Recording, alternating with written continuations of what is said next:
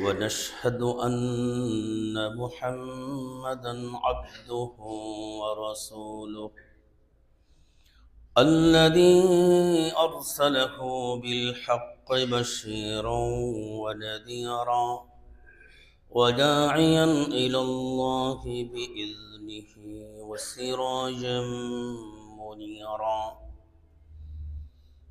فأعوذ بالله من الشيطان الرجيم بسم الله الرحمن الرحيم إذا جاء نصر الله والفتح ورأيت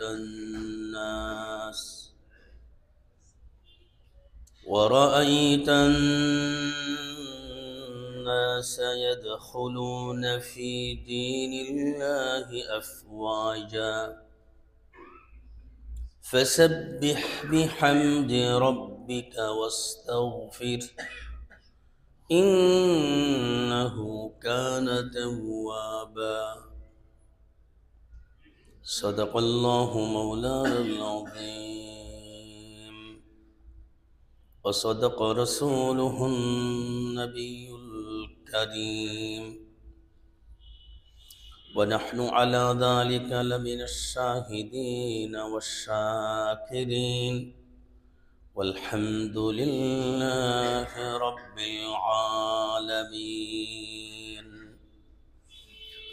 اللهم صل على محمد وعلى آل محمد كما صليت على إبراهيم وعلى آل إبراهيم إنك حميد مجيد اللهم بارك على محمد وعلى آل محمد كما باركت على إبراهيم وعلى آل إبراهيم إنك حميد مجيد الحمد لله পৃথিবীর সর্বোৎকৃষ্ট জায়গাতে আল্লাহ পাক তার অনুমতিতে আমাদেরকে আসার বসার দু চারটি কথা বলার ও শোনার তৌফিক দান করলেন। এই জন্য শুকর আদায় করি আলহামদুলিল্লাহ। কোরআনে কারিমের অতি পরিচিত একটা সূরা তেলাওয়াত করলাম। এই সূরার প্রতিটি অক্ষরে অক্ষরে আল্লাহ আমাদেরকে আজর সওয়াব দান করেন। এই সূরা আর সূরাতুল ফাতহ উভয় সূরার আলোচ্য বিষয় কাছাকাছি। এই সূরা পুরোটাই হলো বিজয় দিবস নিয়ে আলোচনা। সূরাতুল ফাতহ, ফাতহ শব্দের অর্থও বিজয়। তো আজকে আমাদের ধারাবাহিক আলোচনা ছিল গুনাহগারের মওত, নেককারের মওত। যেহেতু 16 ডিসেম্বর আমাদের সামনে, এজন্য বিজয় দিবস নিয়ে কিছু কথা বলা দরকার। তাই তিলাওয়াত করলাম সূরাতুন নাসর, অর্থ হলো সাহায্যের সূরা। তো দেখেন এই দুটো সূরা, একটা হলো সূরাতুল ফাতহ, এটা হলো বিজয়ের সূরা, আর একটা হলো সূরাতুন নাসর, এটা হলো সাহায্যের সূরা। বিজয় তো যারা যুদ্ধ করে দুই পক্ষের কোনো এক পক্ষ জয়লাভ করে তাদের জন্যই বিজয়। কিন্তু এই সূরাতুন নাসর, নাসর মানে সাহায্য। আল্লাহ পাক এই কথাটা বলে বোঝাতে চাইলেন যে কোনো মানুষ বিজয় লাভ করার জন্য আল্লাহর সাহায্য ছাড়া কখনো সম্ভব না। এটার চাক্ষুষ প্রমাণ আমরা এই কয়দিন আগের কথা। আল্লাহ যদি সাহায্য না করত, 5ই আগস্ট এই ছেলেরা কোনো দিন এই অস্ত্রের সামনে পারত না। একেবারে স্পষ্ট প্রমাণ। এজন্য আল্লাহ কি করলেন, এই সূরাটার নাম দিলেন সূরাতুন নাসর, যে এই সূরাটা আল্লাহ তাআলা আমাদেরকে উপহার দিলেন। দেখুন, প্রথমে আয়াতের তর্জমা। আল্লাহ তাআলা বলেন, যখন আসবে আল্লাহ তাআলার সাহায্য এবং আল্লাহর বিজয়, তখন আপনি দেখতে পাবেন লোকেরা দলে দলে ইসলামে প্রবেশ করতেছে। সুবহানাল্লাহ। অর্থাৎ মুসলমানের বিজয় হলে ইসলাম ধর্মে বিধর্মীরা আয়সা আশ্রয় নেয়, এই ধর্মে তাদের অনুপ্রবেশ ঘটে। তবে বিজয়ের কর্মসূচিটা কি? আপনারা, আমাদের একটা বিজয় আছে সামনে। আমাদের এই বিজয়তে আমাদের কর্মসূচিটা কি হবে? আল্লাহ বলেন, ফাসাব্বিহ।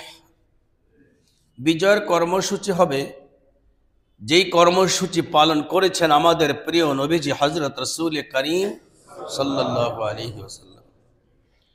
আল্লাহ পাক নবীজিকে বলেছেন, আপনি বিজয়ের কর্মসূচিতে তাসবিহ পড়েন। কি পড়বে? তাসবিহ কি আমার সোনার বাংলা? কি? সুবহানাল্লাহ।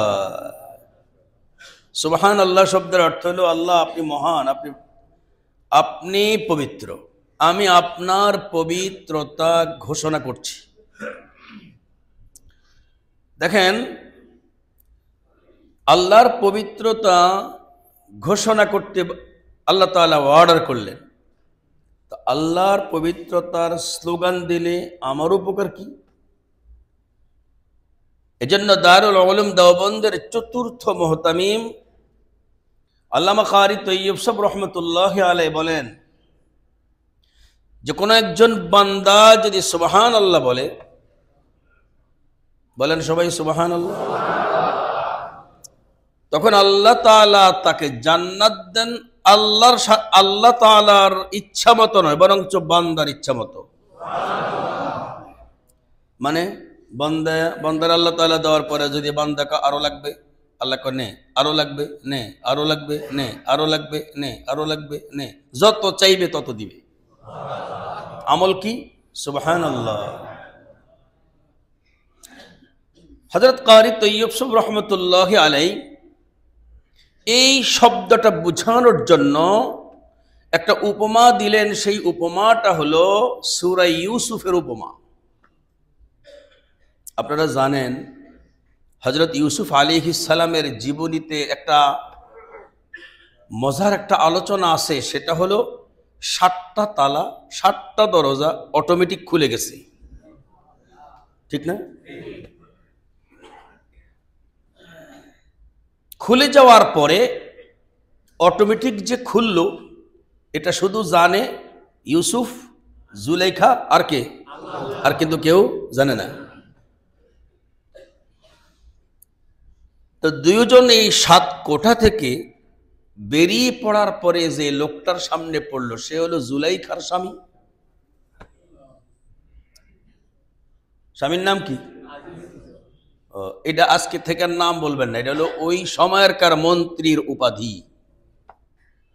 আজিজে মিশর মানি মিশরের অমুক মন্ত্রী।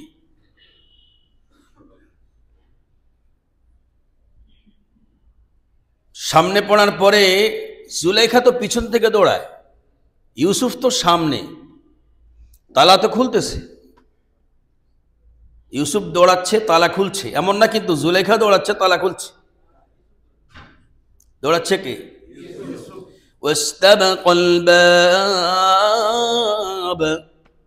দেখেন, ওয়াস্তাবাকা এই শব্দটা, এটা পুংলিঙ্গ শব্দ। আর ওয়াকাদ্দাত কামিসাহ, কদ্দাত শব্দটা স্ত্রীলিঙ্গ। দৌড়াচ্ছে ইউসুফ, পিছন থেকে থাবা দিচ্ছে জুলাইখা। বলছে কে? তো আল্লাহ যেটা বলছে সেটাই তো বিশ্বাস করব, নাকি নাস্তিকদেরটা বিশ্বাস করব? ওয়াস্তাবাকাল বাবা ওয়াকাদ্দাত কামিসাহ মিন দুবুর।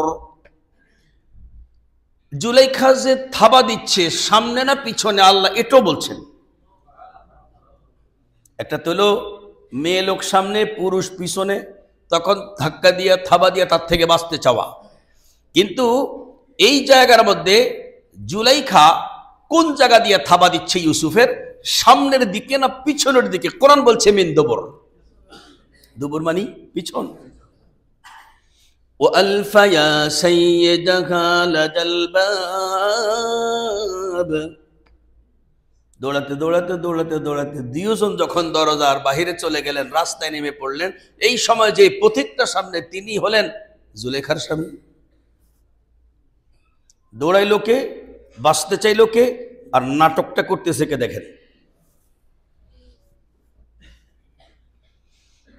দেখা মাত্রই এখন জুলেখা আজিজি মিশর বউ তার স্বামীরে বলতেছে, আপনার এই দাস মা জাযাউ মিন আহলিকা সু, আপনার স্ত্রীর সঙ্গে খারাপ কাজ করার জন্য সপ্তম কোঠা পর্যন্ত নিয়ে যাওয়ার পরে তার সাজাটা কি হবে আপনি বলেন তো দেখি। দেখছেন? অথচ এই জায়গাতে দোষীকে, আর দোষ দিচ্ছে কারে? ইউসুফ আলাইহিস সালামকে। মা বোনরা কষ্ট নেবেন না, এটাকে আল্লাহ বলেছেন ইন্না কাইদাকুন্না আযীম। নারীর চক্রান্ত পুরুষ কোনোদিন পারবে না। নারীর চক্রান্ত বড় কঠিন। এজন্য তো চক্রান্তের জায়গায় নারীকে কখনো সুযোগ দিতে নাই। আর আমরা করি কি, কদিন পর পরই দেশে একজন নারীর করে নেন, আমরা ধরে সাইজ করেন। এই হলো আমাদের সমস্যা। কেন আমরা বিপদে পড়ি? আমাদের বিপদে পড়ার মূল কারণটা এখানে। আমি রাজনীতি করছি না কোরআন বলছি? দোনোটা বলছি। এই জায়গায় কোরআনেই রাজনীতি, শুধু রাজনীতি নয়, শুধু কোরআন নয়। যদি বলেন না হুজুর তো কোরআন থেকে বলছে, রাজনীতি করে নাই, এটাও কিন্তু অস্বীকার করা হবে। বরঞ্চ আমি কোরআন থেকেই রাজনীতি বলছি। এটাকে সরানোর ক্ষমতা পৃথিবীর যদি কেউ স্পর্ধা করে, তাহলে তার জন্য সরাসরি আল্লাহ তাআলা যুদ্ধের ঘোষণা করতে রেডি আছে। কই ঠিক তো করেন না? আমি কয়া ঠিক করুন লাগে কা। এখন জুলাইখা বলতেছে ইল্লা আন ইউসজানা, ওর সাজা দিবেন আপনি, হয়তো তারা এখন কারাবরণ করান, জেলে ঢুকাইয়া দেন, অথবা আও আযাবুন আলিম, অথবা এমন সাজা দেন যেই সাজার ব্যথা দূর হওয়ার নয়। আলিমুন শব্দের অর্থ হলো এমন ব্যথা যেই ব্যথা শরীর থেকে যায় না। ব্যথা তো দুই রকম। আপনি আমাকে একটু ব্যথা দিলে, আমি যদি একটু লাড়া দিই, একটু ঘষা দিই, ভালো হয়ে যায়। সাপে যদি কামড় দেয়, এই ব্যথা কি ডললে যায়? থুথু মারলে যায়? কি করতে হয়? সরাসরি বিষ নামাইতে হয়। এজন্য তারে আপনি এমন ব্যথা দেন যেন সাপের ব্যথার মতো এটা বিষাক্ত ব্যথা হয়।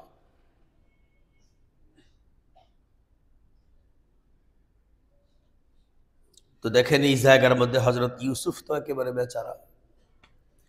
এখন আজিজ মিশর বলতেছেন, কি ব্যাপার ইউসুফ, কি? উনি বলতেছেন আমি কিচ্ছু বলতে পারবো না।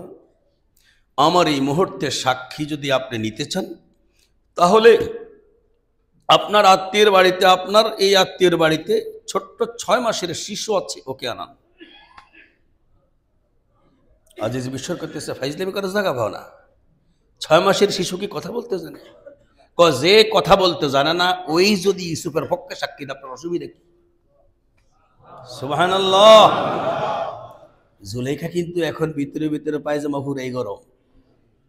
কারণ ইউসুফের চেহারাই কয়, তার এই চেহারাই সাক্ষী দেয় সে নর্মাল কোনো ব্যক্তি নয়। আজিজ মিশর বলছে ঠিক আছে, ডাকাও। তো আনছে। ঘটনা আপনারা খুব ভালো করে জানেন। শিশুরে জিজ্ঞেস করছে, শিশু কি জানো? শিশু এই কথা বলে নাই যে জুলেখা দোষী আর ইউসুফ নির্দোষ। কি কইছে জানেন? ইন কানা কামিসুহু কুদ্দা মিন ক্বাবলিন ফাসাদাকাত ওয়া হুয়া মিনাল কাযিবিন ওয়া ইন কানা কামিসুহু কুদ্দা মিন দুবুর فكذبت وهو من الصادقين। আজিজ মিশর কে দোষী আর কে নির্দোষ আমি এটা বলবো না। আপনি আগে দেখেন ইউসুফের জামার ছিঁড়া কোন পাশ, সামন না পিছন? আল্লাহু আকবার। ইন কানা কামিসুহু কুদ্দা মিন ক্বাবলিন ফাসাদাকাত, ইউসুফের জামা যদি সামনের দিক থেকে ছেঁড়া হয় তাহলে জুলাইখা সত্যবাদী, ইউসুফ মিথ্যুক। ওয়া ইন কানা কামিসুহু কুদ্দা মিন দুবুর ফাকাযাবাত ওয়া হুয়া মিনাস সাদিকিন, আর যদি ইউসুফের জামার পেছনে ছেঁড়া হয় তাহলে জুলাইখা মিথ্যুক, ইউসুফ সত্যবাদী। সুবহানাল্লাহ। এখন চেক করে কি দেখলো? ফালাম্মা রাআ কামিসাহু কুদ্দা মিন দুবুর, চেক করে দেখলো ইউসুফের সামনে সিরা নাই। সিরা কই? তাহলে এখন এই জায়গাতে কে সত্যবাদী হলো আর কে মিথ্যাবাদী হলো? এবার আজিজ মিশর ইউসুফকে বলতেছে সরি। তখনকার ভাষা ছিল আরিদ আন হাদা, এ বিষয়ে আর কথা কইও না ইউসুফ, এ বিষয়ে কথা বলতে গেলে আমার বউ তো অপমানিত হচ্ছে, আমি নিজে অপমানিত হব। আর স্ত্রীকে বলতেছে ইস্তাগফিরি যামবিক, তুই তোর গুনাহের জন্য আল্লাহ তাআলার কাছে ক্ষমা চা। আল্লাহু আকবার। ইন্নাকি কুনতি মিনাল খাতিইন, অপরাধী তো তুই সাব্যস্ত হলি। এই জায়গা এই পর্যন্ত কথার পরে আমার আর সামনে যাওয়ার দরকার নেই, কারণ তাহলে কিচ্ছা হয়ে যাবে, আমার আলোচনা তাফসির হবে না। আলোচনা তাফসির হওয়ার জন্য ঘটনার অতটুকুন নিতে হয় যতটুকুন এই জায়গার জন্য লাগে। এবার আপনারা এই জায়গা থেকে, এখন বাচ্চার বয়স 6 মাস না, মোটামুটি ভাবে আপনারা 17 বছর পরে যান। কয় বছর? এই সময় থেকে 17 বছর পর্যন্ত আর ঘটনা আমি বলবো না। সূরা ইউসুফে ধারাবাহিকভাবে কিন্তু এই 17 বছর আছে। হযরত ইউসুফ আলাইহিস সালাতু ওয়াস সালাম যখন মিশরের খাদ্যমন্ত্রী হলেন, তখন করল কি, তিনি টোকেন সিস্টেমে খাবার দিচ্ছেন। বেচা বিক্রি হবে ঠিকই, ওই যে দেখেন না রিলিফের গমগুলো আর চাউলগুলো বেচবে, তার মানে আপনাকে একত্রে 100 বস্তা দিবে না, 5 কেজি 10 কেজি বিক্রি করবে, টাকা নিবে। আপনি হয়তো বলবেন যে টাকা দিয়েই তো নিব, দেন না আমারে 100 বস্তা না। তখন চলছিল সারা বিশ্বে অভাব অনটন চলছে, দুর্ভিক্ষ। শুধু এক রাষ্ট্রে খাবার আছে, সেই রাষ্ট্রের নাম হলো মিশর। কেমনে আছে? এই তাফসির 12 নং পারার 19 নং পৃষ্ঠায় আছে। আমার এখানে এটা দরকার নাই, থাকলে বলতাম। কৌশলে সিস্টেমে হযরত ইউসুফ আলাইহিস সালাতু ওয়াস সালাম এই খাদ্যগুলো এখানে আটকালেন। এখন তো সারা বিশ্বের সব মানুষ অভাবগ্রস্ত, সবাই আসতেছে। এরই মাঝে ওই যুবকটা যেটা আজিজি মিশরের আত্মীয়, ও আসছে। তো ও তো উনি তার ওর চিনে না। আয়সা বলতেছে, টোকেনে তো আপনি খাবার দেবেন, আমাকে এই টোকেন কয়েকটা দেন। ইউসুফ আলাইহিস সালাম বলেন, তোমাকে কয়েকটা দেবো কেন? আমার খুব দরকার। তখন হযরত ইউসুফ তারে করলেন কি, প্রথমে 2টা দিলেন। কয় না 2টা হবে না, 3টা দিলেন। কয় না হবে না, কার তো দেওয়া যাবে না। কার দেওয়া যাবে না মানে? আর কেন দেওয়া যাবে না? স্মরণ করুন আপনি সেই সময়ের কথা, যখন আমার সাক্ষীর কারণে আল্লাহ তাআলা আপনাকে দোষ মুক্ত করেছিল। এবার আপনি বিচার করেন ওই ছোট্ট শিশুর কথা আপনার মনে পড়ে কিনা। হযরত ইউসুফ আলাইহিস সালাম বলেন, হ্যাঁ আমার তো মনে পড়ছে। যদি মনে পড়ে থাকে, আমি হলাম সেই শিশু, আজকে আমি আপনার কাছে এসেছি। আপনি বলুন তো দেখি আমারে কয় টোকেনের খাবার দিবেন? হযরত ইউসুফ বলেন, আমার ওই পবিত্রতার স্লোগান তোমার যেই জবান থেকে বেরিয়েছে, তুমি যতটুকুন চাও ততটুকুন দেব, যত টোকেন চাও তত টোকেন দেব, তোমার জন্য কোনো ধার্য করা টোকেন আর চলবে না।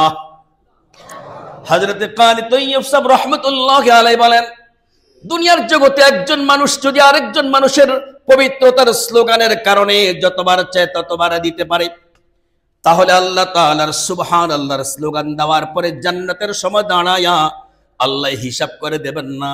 আল্লাহ তাআলা বান্দায় যত চাইবেন ওই যুবকের মতো ততই আপনি পাবেন। তাহলে বিজয় দিবসের আমল কি? আমার সোনার বাংলা, আমি তোমায় ভালোবাসি। এক সাগর রক্তের বিনিময়ে বাংলার স্বাধীনতা আমরা আনলো যারা, আমরা তাহাদের ভুলবো না। এটা সুবহানাল্লাহ, এটাই কি স্লোগান? কি হবে? পয়গম্বর যেদিন জাবালে কাবা দিয়া বাইতুল্লাহর ওই আঙ্গিনায় ঢুকলেন, মাতাফে ঢুকে যখন উম্মে হানির সামনে দাঁড়ালেন, প্রথমত তিনি যে কাজটা করলেন, গোসল করলেন, তারপরে 8 রাকাত নামাজ পড়লেন। সুবহানাল্লাহ। কিসের আমল বলেন? বিজয় দিবসের আমল। 8 রাকাত নামাজ পড়ার পরে এবার পয়গম্বরে সুবহানাল্লাহ পড়েন। আল্লাহ বলেছেন ফাসাব্বিহ, আপনার আমল হলো সুবহানাল্লাহ পড়া, বিহামদি রাব্বিক, আপনার আমল হলো আলহামদুলিল্লাহ পড়া, ওয়াস্তাগফির, আপনার আমল হলো ইস্তিগফার পড়া। সুবহানাল্লাহ। কয়টা আমল পেলেন? তাহলে প্রথম আমল দ্বারা যতবার জান্নাত চাইবেন ততবারই তো পাবেন। এখন দ্বিতীয় আমল, তৃতীয় আমল। সুবহানাল্লাহ। পয়গম্বরী আমলগুলো করতেছেন, সাহাবায়ে কেরাম জিজ্ঞেস করছেন আল্লাহ পাকের পয়গম্বরে কি আমল করে, আমরা একটু দূর থেকে তাকায়া দেখি। প্রথম তো খেয়াল করলাম না নবীজি কয় রাকাত নামাজ পড়ছে, একটু জিজ্ঞেস করি। তখন নবীজিরে জিজ্ঞেস করছে, ইয়া রাসূলুল্লাহ এই আমলটা কি আমল? নবীজি বলতেছেন এটা হলো বিজয় দিবসের আমল। বলেন না আরো জোরে সুবহানাল্লাহ। বিজয় দিবসের এই আমল, 8 রাকাত নামাজ আমি পড়েছি। আর হুজুর এরপরে কেন তোমরা কি সূরাতুন নাসর তোমরা দেখো নাই? আল্লাহ তাআলা এরপর আমাদেরকে 3টা আমল দিয়েছেন। সারাদিন সুবহানাল্লাহ, আলহামদুলিল্লাহ, আস্তাগফিরুল্লাহ। কয়টা? এই 3টা আমলের মধ্যে একটার নাম হলো আস্তাগফিরুল্লাহ, একটার নাম হলো সুবহানাল্লাহ, একটার নাম হলো আলহামদুলিল্লাহ। আমরা একটা আলোচনা করেছি, সেটা কি? সুবহানাল্লাহ। এবার দ্বিতীয় আলোচনা হলো আলহামদুলিল্লাহ। দেখেন বুখারী শরীফ একটি হাদিস এসেছে, সুবহানাল্লাহি ওয়াল হামদুলিল্লাহি তামলাআনি মা বাইনাস সামাই ওয়াল আরদ। সুবহানাল্লাহ। পয়গম্বর বলেন সুবহানাল্লাহ আর আলহামদুলিল্লাহ, এই দুইটা আমল যদি আমার উম্মত করে আল্লাহ তাআলা তার যেই পরিমাণ সওয়াব দিবেন। টাকা বললে আপনাকে এই ভাল লাগবে বেশি, কারণ সওয়াব আর আজর তো আমরা কেউ চিনি না, এজন্য বুঝে আসে না। এই সওয়াব আর আজর এটা হলো পরকালীন মুদ্রা। যেই পরিমাণ টাকা দিবেন আল্লাহ তাআলা, ওই টাকা লওয়ার জন্য তোমার দুনিয়ার পকেটে কুলাবে না, তোমার দুনিয়ার কোনো কিস কুলাবে না, কোনো ব্যাগে কুলাবে না, কোনো বস্তায় কুলাবে না। তোমার বস্তাটা কেমন হতে হবে? আসমান থেকে জমিন পর্যন্ত যত বিশাল জায়গা, অত বিশাল জায়গা ভরপুর করে দেন কে? এটাই হলো সুবহানাল্লাহ আলহামদুলিল্লাহ তামলাআনি মা বাইনাস সামাই ওয়াল আরদ। তাহলে ইনশাআল্লাহ আমরা এখানে দুটি তো পাইলাম, সুবহানাল্লাহ আলহামদুলিল্লাহ। আল্লামা মোল্লা আলী কারি রহমতুল্লাহি আলাইহি আল মিরকাত কিতাবের মধ্যে বলেন, আল মিরকাত কিতাবের ভিতরে বলেন, কোন একজন মানুষ যদি সুবহানাল্লাহর পরে আলহামদুলিল্লাহ পড়ে, সুবহানাল্লাহি হুয়াত তাখাল্লি ওয়াল হামদুলিল্লাহি হুয়াত তাহাল্লি, সুবহানাল্লাহ পড়লে আমলনামাতে যত গুনাহ আছে ওই গুনাহ যদি সমুদ্র পরিমাণ হয় আল্লাহ তাআলা সব মাফ করে দেন। আর তারপরে যখন আলহামদুলিল্লাহ পড়ে, তাহলে ওই খালি জায়গা ভরাট করার জন্য যুগ যুগ পর্যন্ত আমল করে ভরাতে হয় না। একবার আলহামদুলিল্লাহ পড়লে যে গুনাহের জায়গাটা খালি হয়ে গেছে আল্লাহ তাআলা ওই জায়গা পুরাটাই ভরাট করে দেন। তাহলে সরাসরি বুখারী থেকে এক বর্ণনা পাইলাম। আর আল্লামা মোল্লা আলী কারি রহমতুল্লাহ আলাইহির লিখিত আল মিরকাত কিতাব থেকে সমাধান পেলাম। এখন বাকি থাকলো আস্তাগফিরুল্লাহ। কি বলেন? প্রিয় নবীজি করতেন কি? প্রত্যেকদিন আস্তাগফিরুল্লাহ পড়তেন ৭০ মাররাহ, কম পক্ষে ৭০ বার। কিন্তু ম্যাক্সিমাম সময় পয়গম্বর পড়তেন মিআত মাররা, ১০০ বার পর্যন্ত পড়তেন। পয়গম্বরের আমল ছিল ১০০ বার। যেদিন কম পড়তেন সেদিন গুণে দেখা যেত ৭০ বার। আস্তাগফিরুল্লাহ কেন পড়তেন নবীজি? নবীজির তো কোনো গুনাহ ছিল না। আমরা আস্তাগফিরুল্লাহ পড়লে হবেটা কি? বলে যে একজন মানুষের জীবন ৩টা কালের সাথে সম্পৃক্ত। কয় কাল? অতীতকাল, বর্তমান কাল আর ভবিষ্যৎ কাল। এই ৩টা কালের মধ্যে কোনো মানুষ যে আমলে করবে, কোন একজন মানুষ যদি আস্তাগফিরুল্লাহ পড়ে, তাহলে তার অতীতের যতগুলো ভুল ছিল, ভুলগুলো আল্লাহ তাআলা সরায়া ওই সম্পূর্ণ অতীতের জীবনটাকে আল্লাহ আমল দ্বারা ভরপুর করে দেন। আপনি একটা কাজ করছেন, এই কাজটা করতে করতে করতে করতে ১ মাইল ২ মাইল ৩ মাইল ৪ মাইল পর্যন্ত ভুল করে গেলেন। এখন আপনি এত বিশাল ভুলটাকে আপনি কিভাবে ঠিক করবেন? এটাকে ঠিক করতে হলে আপনি আবার শুরুতে যেতে হবে, গিয়ে আবার নতুন করে করতে করতে করতে করতে যেতে হবে, ঠিক না? আল্লাহ তাআলার কোন বান্দা যদি ১৫ বছরের জীবন থেকে ৫০ বছর পর্যন্ত শুধু ভুল করে থাকে, ৫০ বছরে ভুলটা ধরা পড়ার পরে ওই ৫০ বছর পর্যন্ত এই ৩৫ বছরের আমল শুধরায়া নেওয়া তার জন্য অসম্ভব। শুধুই মাত্র যদি দিল থেকে আস্তাগফিরুল্লাহ পড়ে, আল্লাহ তাআলা করেন কি ওই সবগুলো ভুলের ঠিক করে রাইখা দেন। এজন্য পয়গম্বরে কমপক্ষে ৭০ বার আস্তাগফিরুল্লাহ পড়তেন। আর সচরাচর পয়গম্বরের আস্তাগফিরুল্লাহর আমল ছিল ১০০ বার। কবার? তাহলে আমরা বিজয়ের দিবসে সুবহানাল্লাহ, আলহামদুলিল্লাহ, আস্তাগফিরুল্লাহ ৩টা পড়ব। তো নবীজি যে এটা পড়তেন শুধু বিজয়ের দিবসে পড়তেন না, প্রত্যেক দিন। নবীজি প্রত্যেক দিন পড়তেন সুবহানাল্লাহ, আলহামদুলিল্লাহ। আমরাও পড়ি। আমরা সুবহানাল্লাহ আজকে ফজরেও ৩৩ বার, ঠিক? আলহামদুলিল্লাহ আজকে ফজরেও ৩৩ বার, আল্লাহু আকবার আজকে ফজরেও ৩৪ বার, ইনশাল্লাহ আজকে আবার এই যে আসরের পরে ৩৩, ৩৩, ৩৪, এইভাবে আমাদের ১০০ বারের এই তাসবিহ আমাদের দৈনিক আলহামদুলিল্লাহ আল্লাহ তাআলা করাচ্ছেন। কিন্তু আমরা এটা আশা করে যাব যে এটা আল্লাহ আমাদেরকে দেবেন। এজন্য নবীজি বলেন যে শুধু আমল করলে হয় না, ইহতিসাবান, আল্লাহ যে দিবেন এটার প্রতি ঈমান থাকতে হবে। কয়েক করি যাই যেমন তা হোক না, এটা দ্বারা হবে না।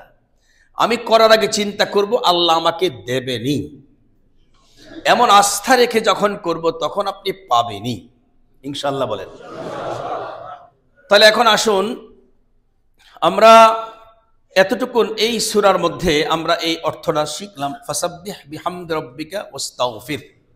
এরপর আল্লাহ তাআলা বলেন ইন্নাহু কানা তাওয়াবা। দেখেন এন আল্লাহ তাআলা আয়েশা বললেন তসবিহ পড়ো, আলহামদুলিল্লাহ পড়ো, আস্তাগফিরুল্লাহ পড়ো, আর শেষে গিয়া গোপনে কইতেছে আল্লাহ তাআলা তওবা কবুল করেন। সুবহানাল্লাহ। তার মানে অনেক দায়িত্ব যেন তোমাদের হয়ে গেল, আবার কেমনে আল্লাহ তাআলা কষ্ট দিবে। এই জন্য আল্লাহ তাআলা একটা গোপনে ইঙ্গিত দিয়ে বলেন আল্লাহ তাআলা তওবা কিন্তু তাড়াতাড়ি কবুল করেন। সুবহানাল্লাহ। মুফাসসিরিনে কেরাম বলেন কোন একজন মানুষের ভবিষ্যতের আমল বিশুদ্ধ হওয়ার জন্য একটা আমল, সেই আমলটার নাম হলো তওবা। তওবা করলে ভবিষ্যতে আমলে ভুল হয় না। কি? আস্তাগফিরুল্লাহ পড়লে অতীতের ভুল দূর হয়, তওবা পড়লে ভবিষ্যতের আমল ভুল হয় না। কথা বলতে বুঝতেছেন আপনারা? আর আলহামদুলিল্লাহ, সুবহানাল্লাহ, আল্লাহু আকবার, এই আমলগুলো করলে, এই তাসবিহগুলো পড়লে চলমান বর্তমানে আমলগুলো পরিশুদ্ধ হয়। এজন্য এই জিকিরগুলো আমাদেরকে করতে হবে। কি? এই জিকিরগুলো আমাদেরকে করতে হবে। আসুন তাহলে আমাদের প্রিয় নবীজি রাসূল কারীম সাল্লাল্লাহু আলাইহি ওয়াসাল্লাম যে বিজয়টা আল্লাহ তাআলা তাদের হাতে দান করলেন, এই বিজয়ের মানুষগুলো কি ছিল? এজন্য কিতাবে লেখা আছে যে তারা তো রক্তপাত করার প্রয়োজন হয় নাই, এমনি কাফেররা ভয়ে খুব আতঙ্কগ্রস্ত হয়ে পালাতে শুরু করছে। শুধু দৌড়, শুধু দৌড়। হেলিকপ্টার রেডি, বিমান রেডি, এটা রেডি, সেটা রেডি, ফ্লাইওভার রেডি, সব কিছু ওকে, একবার শব্দ। এটা মক্কা বিজয়ের দিন হয়েছিল। কোন দিন? আবু জেহেলের ছেলে ইকরামা পরবর্তীতে মুসলমান হয়ে গেছে। ও দৌড়ে গিয়া মক্কা আরব সাগরে পড়ছে। সুবহানাল্লাহ। খুব বাহাদুর ছিল আবু জেহেলের এই পোলাটা, পরে কিন্তু মুসলমান হয়ে গেছে। পড়ার পর আবু জেহেলের ওই ছেলে ইকরামার বউ প্রিয় নবীজির কাছে আইসা বলতেছেন, ওগো আল্লাহর রাসূল, আপনার ভয়েতে আমি স্বামী হারাইছি, আপনি আমার দিকে তাকায়া একটু দয়ার নজর দিয়ে যদি ইকরামাকে মাফ করে দিতেন, তাহলে আমি আমার স্বামীটারে পাইতাম। নবীজি বলতেছেন, হ্যাঁ আমি মাফ করে দেব, তাকে বলো আসতে। সুবহানাল্লাহ। এবারে ইকরামার পিছে পিছে তার বউ দৌড়ায়, ওই আরব সাগর পর্যন্ত গিয়া দেখতেছে ইকরামা সাঁতার কেটে চলে যায়। স্ত্রীডাইকা বলতেছেন, ইকরামা তুমি যাবা কোথায়? আরব সাগর ফাড়ি দিয়ে ওই পর যেতে যেতে তুমি মরে যাইবা। ইকরামা বলতেছে, মরে গেলে মরে যাব, কিন্তু এই ভূমিতে থাকলে আমার উপায় হবে না। তার কারণ জনগণ আমার প্রতি যেইভাবে খেপেছে, মুহাম্মদের প্রতি যেই ভালোবাসা দেখিয়েছে, এই মুহূর্তে আমার এখানে থাকার কোনো সুযোগ নাই। আল্লাহু আকবার। এই দেখে ইকরামার বউ প্রিয় নবীজিকে বললেন, আমি যতই তারে ডেকে ডেকে বলি হয়তো সে বিশ্বাস করবে না। ওগো আল্লাহর রাসূল, আপনি এমন একটা ফরমান আমার হাতে দান করে দেন যাতে করে সে আস্থা রাখতে পারে। নবীজি বলতেছেন, তুমি কি চাও? মহিলা মানুষ তো খুব চালাক, উপস্থিত বুদ্ধি থাকে। আল্লাহর রাসূল, আপনার একখান হাত রুমাল আপনি আমাকে দেন, আমি ওই হাত রুমালটা আমার স্বামীর পেছন থেকে যদি দেখাই, আর যদি বলি এই যে নিরাপত্তার রুমাল মুহাম্মদ সাল্লাল্লাহু আলাইহি ওয়াসাল্লামের রুমাল, এটা দেখালো পরে আমার স্বামী বিশ্বাস করবে। পয়গম্বর বলেন, ঠিক আছে নিয়ে যাও। এবার ইকরামার বউ ওই রুমালটা নিয়ে আরব সাগর পর্যন্ত যাওয়ার পরে যখন নাকি রুমালটা উঠায়া নাড়া দিলেন, নাড়া দিয়া বললেন, ইকরামা এই যে তাকায়া দেখো, এটা হলো মুহাম্মদ সাল্লাল্লাহু আলাইহি ওয়াসাল্লামের রুমাল, আর এই রুমালটা দিয়েছে তোমার জানের নিরাপত্তার অঙ্গীকার করে, তুমি যাও না, ফেরত আসো। এই কথা বলার পরে ইকরামা বিপরীত দিকে, তার মানে যেই দিকে স্ত্রী সেই দিকে উল্টা আসতে শুরু করলেন। আসার পরে কেঁদে দিয়ে বললেন, আমার মতো আবু জেহেলের ছেলে, আমি যেমন আবু জেহেলের ছেলে, আমাকে মাফ করবে। এটা মুহাম্মদ সাল্লাল্লাহু আলাইহি ওয়াসাল্লাম যে নবী, তার একটা বিরাট প্রমাণ, আমি তো মাফ পাইতে পারি না।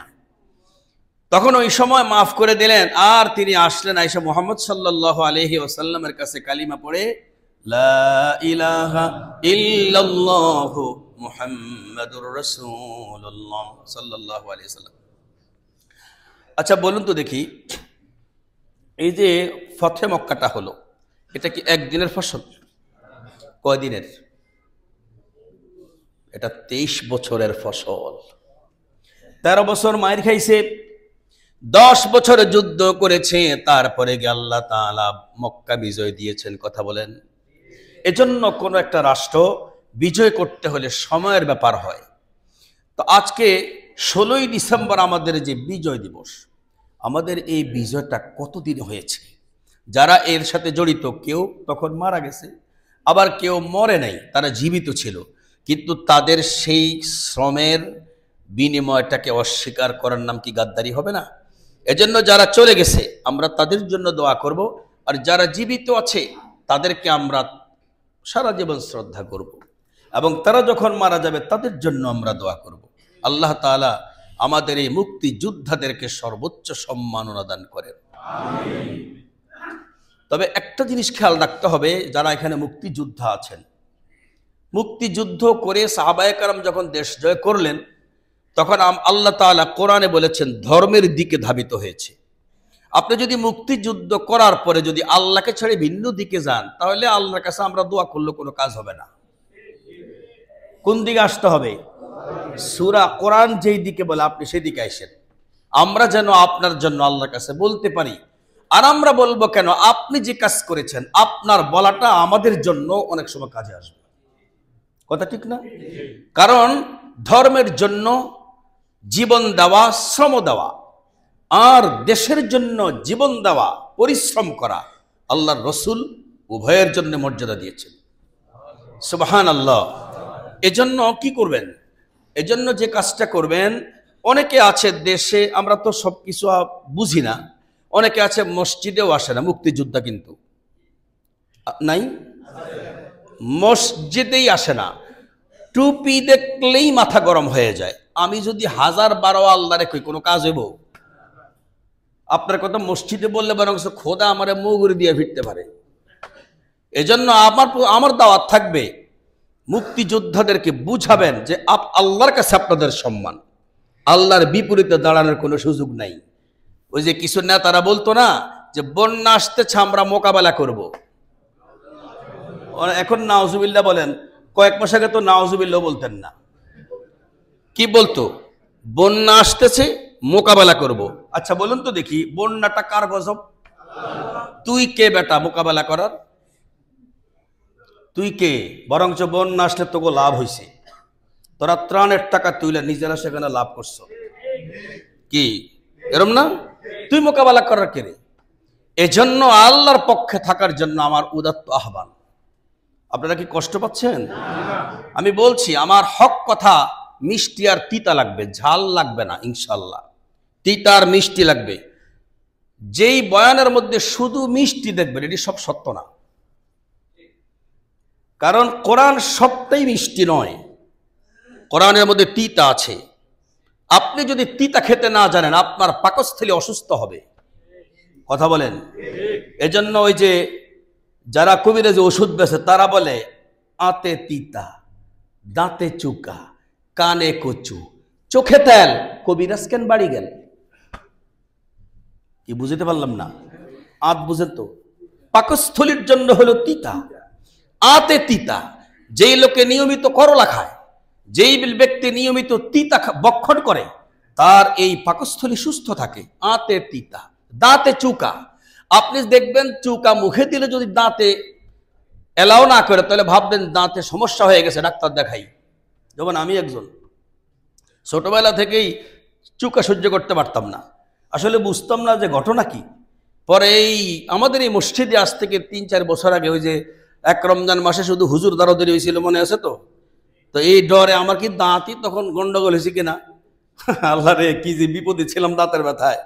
আলহামদুলিল্লাহ আল্লাহ তাআলা তো এখন কিছুটা সুস্থ করছেন। এই জন্য চুকা দিয়ে পরীক্ষা করতে হবে দাঁত সুস্থ আছে কিনা। কানে কচু, কচু গাছের ডালা বাইঙ্গা যদি কান পরিষ্কার করলে দেখেন এটা কানে যে পর্দা আছে, পর্দার জন্য ঔষধ। চোখে তেল, কবিরাজ কেন বাড়ি গেল? আরে কবিরাজ বাড়ি যাবে কা?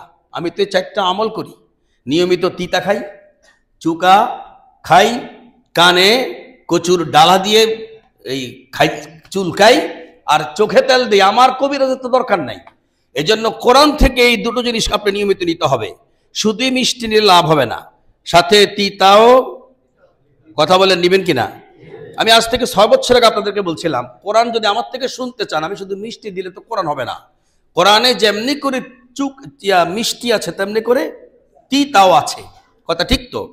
সেই জন্য আমার দাওয়াতটা কি? আমার দাওয়াত হলো, আমাদের এই 16 ডিসেম্বরকে কেন্দ্র করে আমাদের সর্বজন এই শ্রদ্ধেয় মুক্তিযোদ্ধারা, ওনাদের থেকে যে সমস্ত ভাইয়েরা আল্লাহর থেকে অ্যাভয়েড করে চলতে চান, অবশিষ্ট যেই মুক্তিযোদ্ধারা আজকে আমাদের মসজিদে আছেন, আপনাদের দায়িত্ব হলো আপনাদের ওই সাথী ভাইদেরকে আল্লাহর দিকে ডেকে আনা।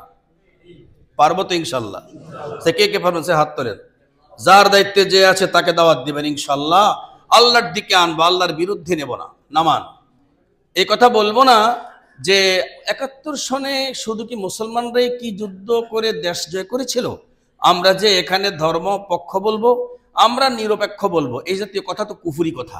আমরা তো কখনো বলি না যে হিন্দুরা লগে ছিল না, মুসলমান ছিল, হিন্দু ছিল, সবাই ছিল। আল্লাহ যেভাবে অধিকার দেয় সেভাবেই আমরা দেব। এজন্য 16 ডিসেম্বরকে কেন্দ্র করে যারা শহীদ হয়ে গেছে, আল্লাহ পাক যেন তাদেরকে সর্বোচ্চ সম্মাননা দান করেন, আর যারা জীবিত আছে আল্লাহ তাআলা তাদেরকে যেন ঈমানের সাথে কবরে পৌঁছান। এর চাইতে আর বড় কোনো দোয়া আছে? এটাই তো মুক্তিযোদ্ধাদের জন্য ওয়াজ। আমি তো আর জান্নাত থেকে মুক্তিযোদ্ধাদেরকে কোনো কিছু উপহার নিয়ে আসতে পারবো না, কারণ সবচেয়ে সবচাইতে বড় উপহার হলো ঈমান। এজন্য কিসের দোয়া? ঈমানের দোয়া। আর আমরা যারা আছি, আমরা প্রত্যেকে, যারা মুক্তিযোদ্ধা তারা, যারা মুক্তিযোদ্ধা না তারা, আমরা ওই দিনে গানের দিকেও যাব না, ফুল দেওয়ার দিকেও যাব না। 8 রাকাত নামাজ, সুবহানাল্লাহ, আলহামদুলিল্লাহ, আস্তাগফিরুল্লাহ, এটা হলো বিজয় দিবসের আমল। পারবো তো ইনশাআল্লাহ। ওয়া আখিরু দাওয়ানা আলহামদুলিল্লাহি রাব্বিল আলামিন।